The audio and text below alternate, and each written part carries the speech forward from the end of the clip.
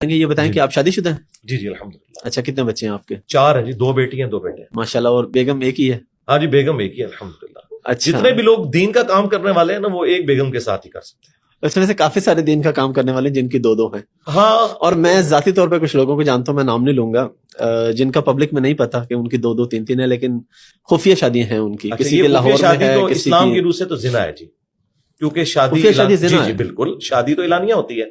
جامع ترمذی میں، سنن ابن ماجہ میں یہاں تک حدیث ہے کہ حلال اور حرام نکاح میں فرق گانے کا ہے، گانے کے ذریعے اناؤنسمنٹ.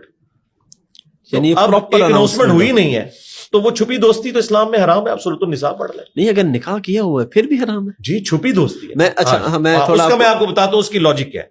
ایک منٹ میں سوال اپنا ذرا پورا کر لوں کہ میں کئی ایسے لوگوں کو جانتا ہوں جنہوں نے پراپر نکاح کیا گواہان کی موجودگی میں، لیکن رجسٹرڈ نہیں کروایا ہوا، ڈاکومنٹیشن کوئی نہیں. وہ کہتا ہے بھائی جی زنا ہے.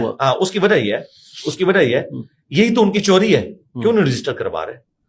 اور اس کا اینڈ رزلٹ یہ ہوگا کہ آج اگر ان کی ڈیتھ ہو جاتی ہے تو وہ جو بیوی جو چھپ کے انہوں نے کی ہے وہ وراثت میں حصہ لے گی؟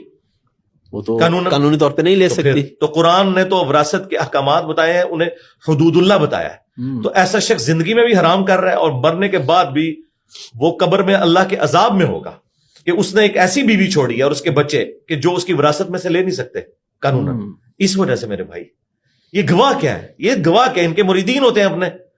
یہ تو صرف ایک لیپا پوتی والا کام کر رہے ہیں. آپ دیکھیں اس کی قانونی حیثیت کوئی نہیں ہے نا. اسلام تو ایک خاندانی نظام میں بلیو کرتا ہے نا. اگر آپ اس کو سنت سمجھ کے اور دین کی خدمت سمجھ کے کر رہے ہیں تو اعلانیہ کریں نا میرے بھائی. ہم نے تو دیکھا ہے کہ نبی صلی اللہ علیہ وآلہ وسلم نے بھی زندگی میں ایک ہی شادی کی ہے. یہ جو آپ کو بعد کی شادیاں نظر آتی ہیں نا، وہ بالکل آپ کے آخری 8-9 سال کی ہے.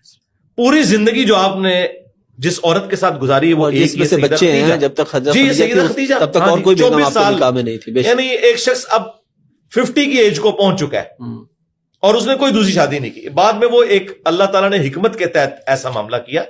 ادروائز یہ نہیں ہم کہہ رہے کہ شادی جو ہے وہ دوسری کرنا حرام ہے، نہیں. دوسری، تیسری، چوتھی کی اجازت ہے، لیکن حکم نہیں ہے. حکم یہ ہے کہ اگر انصاف نہ کر پاؤ تو ایک پر اکتفا کرو. یہ سورہ نساء کی واضح آیت ہے. تو انصاف یہ کرتے ہیں. سب سے بڑی بے انصافی تو یہ ہے کہ چھپا کے کی ہوئی ہے، اس کو اعلانیہ کیا ہوا ہے، اور ان کے جو ایسٹس ہیں وہ کس طرح ڈسٹریبیوٹ ہوں گے.